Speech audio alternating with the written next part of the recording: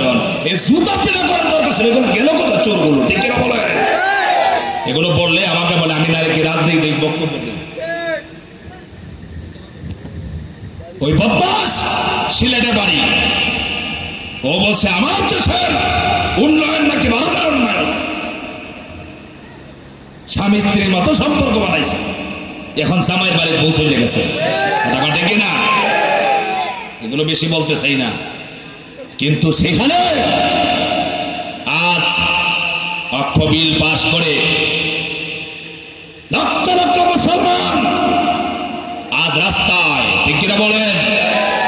মুসলমান ভাইরা, আমরা বাংলাদেশ একটি ছোট্ট দেশ হতে পারে, আমাদের সাহস ছোট নয়, কথা বলে ঠিক না?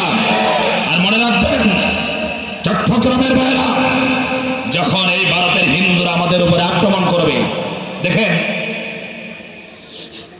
আমাদের দেশে ভারত নিয়ে এত কথা আমরা বলি, কথা বলে না, বলি আমরা, কিন্তু ভারত প্রতিদিন ওই হিন্দুরা আমাদেরকে নিয়ে কথা বলে না, কি না বলেন?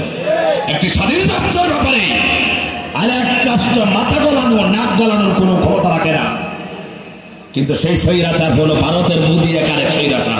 এই স্বৈরাচার ওই স্বৈরাচার কোলে উঠছে গিয়া, কথা বুঝেন না কেন? কথা বুঝতে পেরেছেন? ওই স্বৈরাচার এক কান ফোড়া দিত আর ওই দেশে নির্যাতন করতো জামাত বিএনপিকে, কিন্তু ওই স্বৈরাচার বাবা আর জনগণের মুখে টিকায় রাখতে পারে নাই, ঠিক কিনা বলেন? সাহস ছিল এইটাই যে মোদী ধরে রাখবে, ঠিক রাখবে, কিন্তু পারে নাই।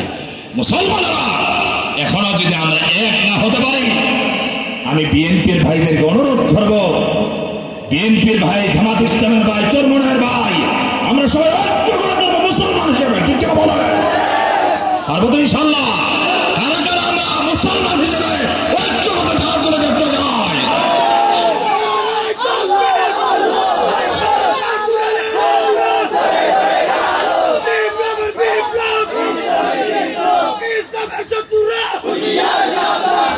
আমার ভাইরা, স্বৈরাচারের কথা বলতে অনেক জায়গায় নিষেধ করে যে হুজুর এগুলো তো অনেক বলা হয়েছে আর বললেন না, কিন্তু কথা বললে, হক কথা বললে এমন কোনো অপরাধ নাই তারা করে নাই যেটার কারণে কথা বললেই আছে।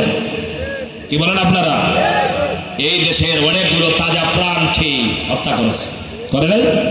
আজকে বলে সেদিন আমি কিছু ভিডিও আবার ফেসবুকে যখন একটু শেয়ার দিলাম, এক নেতা কমেন্ট করছে, আমি যাত্রাবাড়ির যে হত্যাকাণ্ডটা সেটা বলেছিলাম যে ওরা আসলে মানুষ শিকার করছে না, আমাদের দেশের পুলিশ বাহিনী ফাঁকি শিকার করতেছে।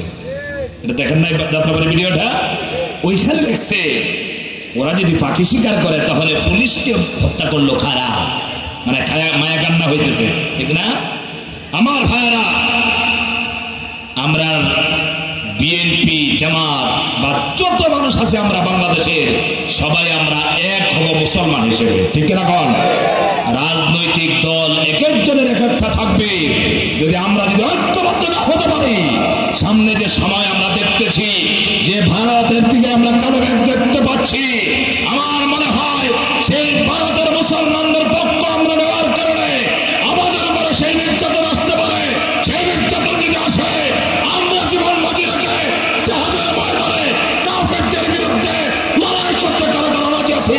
হাত দিয়ে আল্লাহকে দেখান।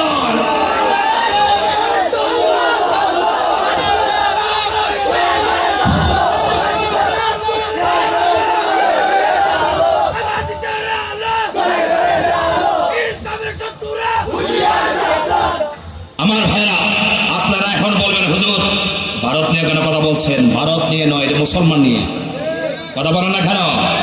ভারতে মুসলমানদেরকে হত্যা করতেছে। আজকে আমি আপনাদের মাহফিলে আসার পথে দেখেছি একটা বিড়িতে একটা জ্বলন্ত একটা মানুষকে আগুন দিয়ে, পেট্রোল দিয়ে একটা তাজা মানুষকে পুড়িয়ে মারছে। এটা কোথায়, কতটুকু দূরে? অথচ রাসূলুল্লাহ সাল্লাল্লাহু আলাইহি ওয়াসাল্লাম বলেছেন তামাম পৃথিবীর মধ্যে যদি একজন মুসলমান আঘাত পায়, তামাম পৃথিবীর মুসলমানেরা জলে উঠতে হবে, সেটার নাম হলো মুমিন। আজকে মুসলমানদেরকে হত্যা করে আমরা বসে বসে টিভির পর্দায় দেখি, ঠিক কিনা? সেই জন্য প্রস্তুত থাকতে হবে। সম্মানিত ভারত, যারা এই ব্যাপারে প্রস্তুত থাকবে তাদেরকে আল্লাহ পাক ভালোবাসেন, মহব্বত করেন। আল্লাহ পাক বলছেন তোমরা বিচ্ছিন্ন হয়ে না।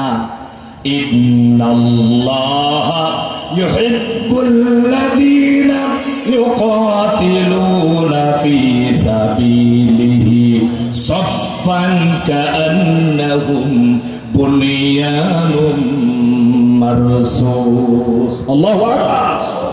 আমার ভারত, আল্লাহ পাক তাদেরকে ভালোবাসেন, মহব্বত করেন যারা আল্লাহর রাস্তায় জিহাদ করার জন্য, সংগ্রাম করার জন্য